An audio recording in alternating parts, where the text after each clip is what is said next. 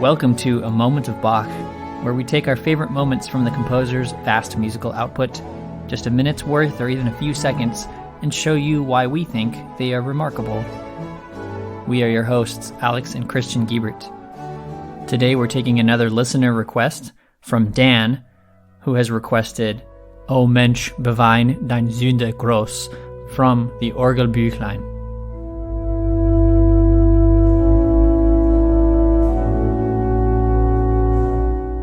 He gave life to the dead and laid aside all sickness until the time approached that he would be offered for us.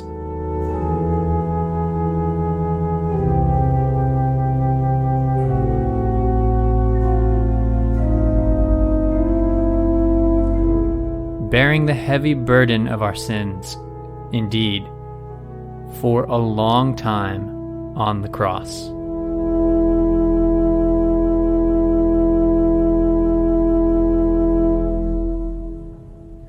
These are the last few lines of the first verse of the hymn tune, O mankind, mourn your great sins. That's a translation. The German hymn tune, O Mensch, bewein, dein, Sünde groß, is one that in Bach's time would have been very well known.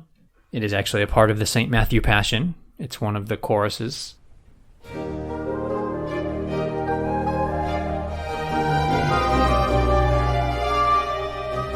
People of his time would have known the melody, would have heard it in church.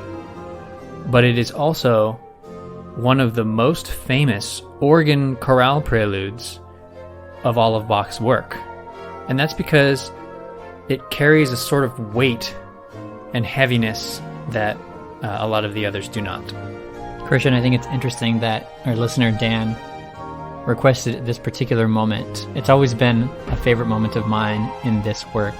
And also, like you just mentioned, there's a version of this tune in the St. Matthew Passion, which Bach used actually in the St. John Passion originally, but then moved it, basically, after he did revisions on that work.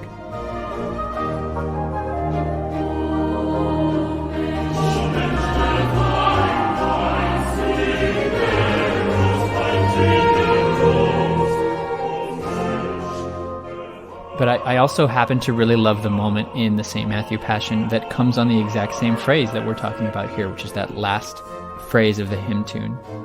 It's treated differently there in the St. Matthew Passion than in the organ version, but it's still an amazing moment. I'm sure we'll talk about that in a future episode. The setting of this for chorus in the St. Matthew Passion is much more animated. So the writer of the Netherlands Bach Society description of this performance and performance video notes that the words here suggest maybe extreme austerity. Mankind, mourn your great sins, for which Christ left his Father's bosom and came to earth. From a virgin pure and tender, he was born here for us. He wished to become our intercessor. But that's not really what Bach chooses to do when he sets this to a solo organ. So that leads us to a question. Why did Bach instead write this organ chorale prelude with all kinds of flourishes and ornamentation?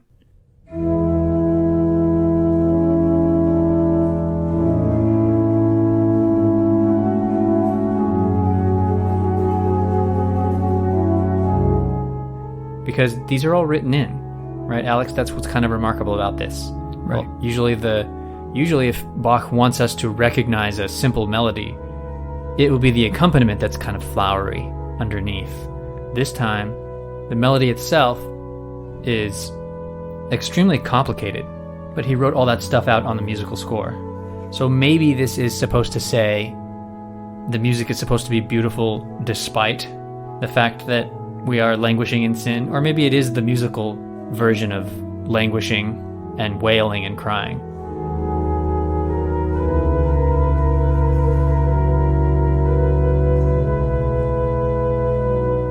I'm not quite sure. Maybe that's up for interpretation.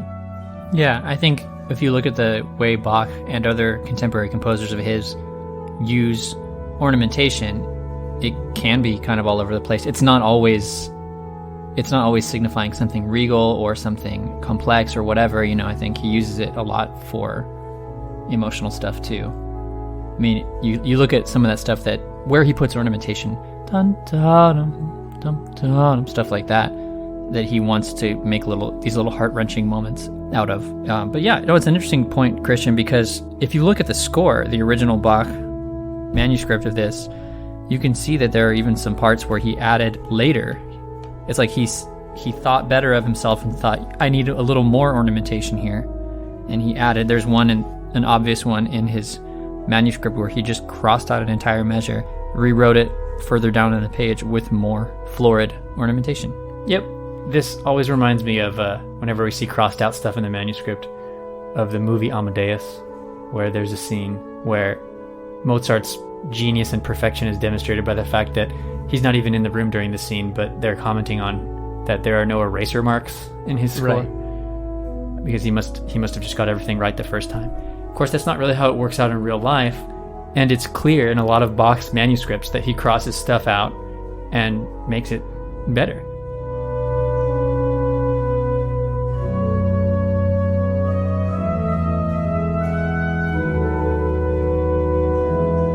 So that is the sort of open question of ornamentation and why this is so luxuriously ornamented, let's say. That might not be totally clear, Alex, but I think the one thing that is much clearer is the notes themselves. In other words, the chromaticism, which means the use of notes that are outside of the key that we are in, which will bring us to our moment. So the listener, Dan, has suggested this moment, and any of you who have played organ or know this work, I think you're going to know what the moment is. It's at the end. Something very surprising happens harmonically with at least one of the chords. There are actually a couple of short moments altogether at the end. So when a composer in the Baroque era really needs to demonstrate suffering or languishing or bearing a heavy burden or crying, what they'll do is they'll make use of a series of often descending half steps, sometimes ascending. We see this happening in the pedal part, the bass part of this organ chorale prelude near the end.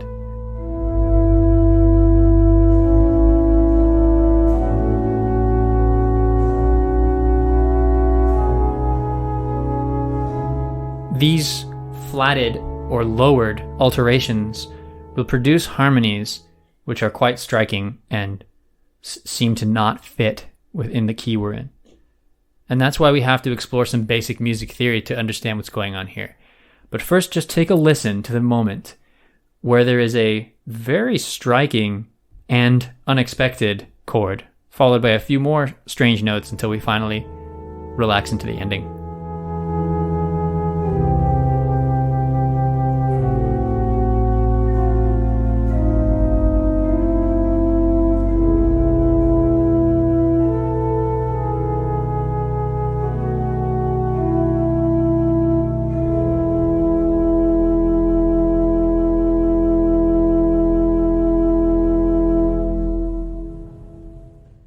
So what is it about these last few chords, especially that one, which we're calling the C-flat major chord, that makes them so surprising and stunning? Christian, I'm going to answer that question with the broadest answer possible, which is that it sounds like that because it's so weird, because it's unusual, because you never hear that. Mm-hmm. That's the broad answer, right? It's a whoa moment because it's not very common. Okay, right. But let's go deeper, right? Let's go, why is it? Yes, and this is why music theory exists. Yeah. So the reason why these chords sound strange, first of all, the easy way to say it is they are outside of the key we're in. But I think a better way to say that is that these are just decorated alterations of chords that would be in this key, because what we have to remember is that music of this time had a sense of harmonic progression. It moved forward in time through a series of chords that usually took the same turns. One very common way that chords would move along in this kind of a progression is with the bass note skipping down from scale degree 1 down to 6 to 4 to 2. All you got to know, listener, is that there are 7 steps in a scale, and we always count them 1, 2, 3, 4, 5, 6, 7, and then it goes back to 1 it repeats. For instance, the scale degrees of this scale sound like 1, 2, 3, 4, 5, 6, 7, and then back to 1 at the top. So regardless of how high or low they are on the piano or whatever instrument, we can still call them by those numbers. There are other ways to name them, of course, too. They're the note names, like E flat is scale degree 1 in this case. But we're using the numbers so that they can work in whatever key we're in. Right. Similar to why people sing in solfege, do, re, mi, etc. Same kind of deal. Yeah. And a common chord progression that sounds like it's moving towards an ending is, of course, the most common one is 5 to 1.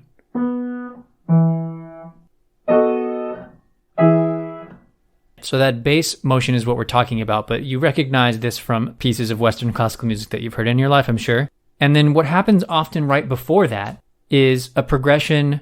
Let's actually start from 1 again, but let's skip the bass down a note to 6, and then skip the bass down a note to 4, and then to 2, and then wrap it up with a 5, and then a 1.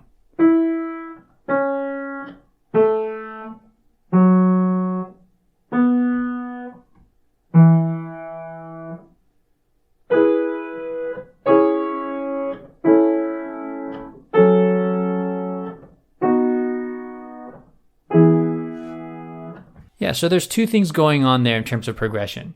There's the idea that we're moving down a little bit in the bass by skip. And then there's the idea that once we get to 2, the 2-5-1 progression, if you listen to our second Brandenburg 4 episode, that is actually a common pattern that's used all the way up till the time of jazz as well. And that is actually a logical sequence as well, because 4 notes up from 2 is 5, and 4 notes up from 5 is 1. And so that is a series of fourths or fifths, which is also a pattern in music. Yeah, and like you said before, Christian, these are all progressions. They have to do with time. Music is a temporal thing, right? Temporal art form. It's not like visual art. It needs to tell sort of a story because of the time element, right? So you can think of something like this, wrapping up like this, as the ending of a story, and you could think of the version we hear here with the confusing and unusual chord that sticks out to us as a story twist, for example. Like a twist in a story, like a revelation that happened. It's like, oh, the only reason it works is because of the context of the timing, right? Yeah, it's in order still. If these chords were played out of order, even if they weren't altered in any way, they would be wrong. So this famous, stunning C flat major chord,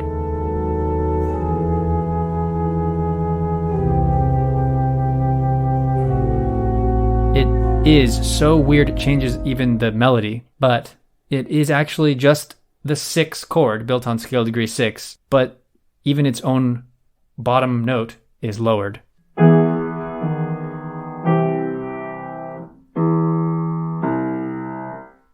Alex, what would that sound like if it was played without an alteration to that chord? Much more vanilla and normal. Right, or even you could do... Not quite as weird even. When something is so strange as that, that's almost like taking a chord from the minor version of this key. Major, this being a piece in a major key. This piece is not in a minor key, which is a different mode of expression of a scale. But we still pulled this chord from its parallel minor key. We'll have to explore that on another episode, but essentially you are entering into an alternate universe for a second and plucking out one thing from it. One that's darker in tone. Mm-hmm. And then it goes on to alter yet another part of its progression.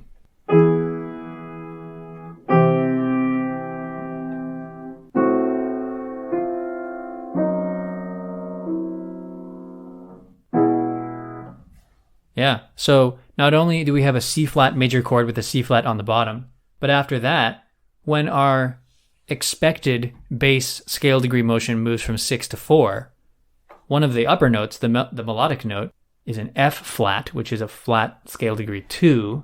This is another decoration from the minor mode, or actually even beyond that, it's a special thing. It's got its own name. It's called the Neapolitan.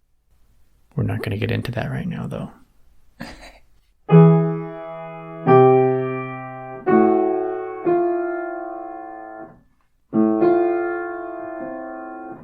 And so this all must be happening for a reason. So I guess the big question now is, why does this happen? And why is it not just 1, 6, 4, 2, 5, 1? Why is it decorated in a strange way like this? And the answer is, so often the answer with Bach, it is the text. Yeah. The last line of the hymn, indeed for a long time on the cross. And in German, the line goes, wohl an dem Kreuze lange. So lange is at the end of that sentence, and that's preceded by Kreuze, which means cross. Lange means long. It's pretty typical for composers to set a dissonance on the word cross when we're talking about crucifixion.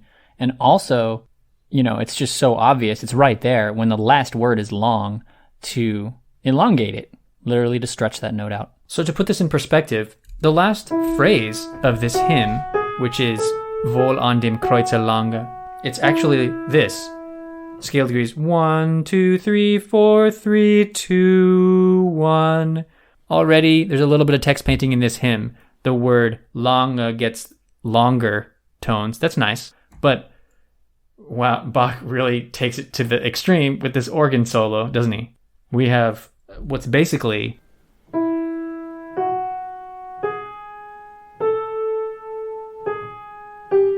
we get a strange tone there.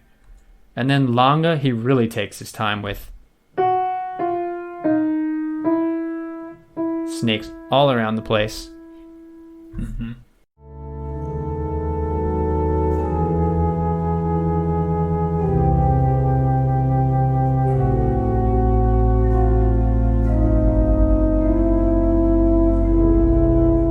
Which leaves us to one final marking that's in the musical score, which is talked about on the companion video to this Netherlands Bach Society recording by our organist, Erwin Viersinge. There is actually a marking at the end to go a little teeny bit slower, because adagio is the tempo marking at the top.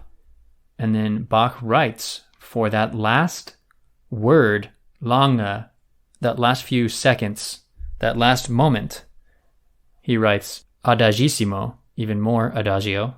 Comfortably. Or even more. Slowly, comfortably. Not necessarily slow, but we need to take our time. I guess that's the point here we're trying to make. We need to take our time to express the long time that Christ spent on the cross. And Bach's best way to do that, in his mind, is to set that last line with the most stunning of strange harmonies that progress temporally normal, but are decorated so almost grotesquely strange to express this text. Yeah. And then slow down at the end because of Christ bearing the heavy burden of our sins indeed for a long time on the cross.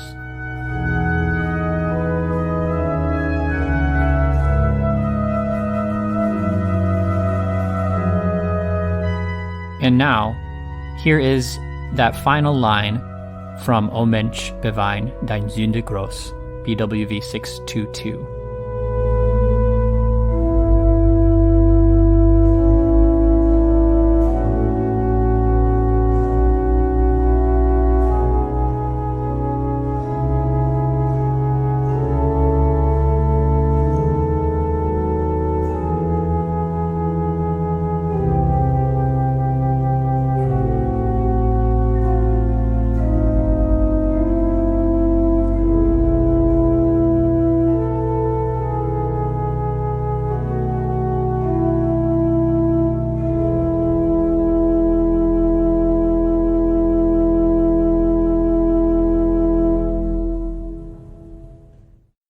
If this introduction to a musical moment has inspired you to hear the rest of this piece, please see the link in the episode description to see the performance of O Mensch, bewein by Erwin Viersinge of the Netherlands Bach Society. Do you want to hear our new episodes as we release them? Find us on your podcast app and hit subscribe. Thanks again to all the listeners who have been submitting requests on pieces that we can do for A Moment of Bach. As you can tell, we've been going through a lot of our listener requests and taking those. We love to hear more. Yep, thanks Dan for your request. Okay, Alex, what will we be talking about next week? Next week, we will start a 2-episode miniseries on a substantial cantata, BWV 21, Ich hatte viel Bekümmernis, one of Bach's early cantatas. Until next time, enjoy those moments.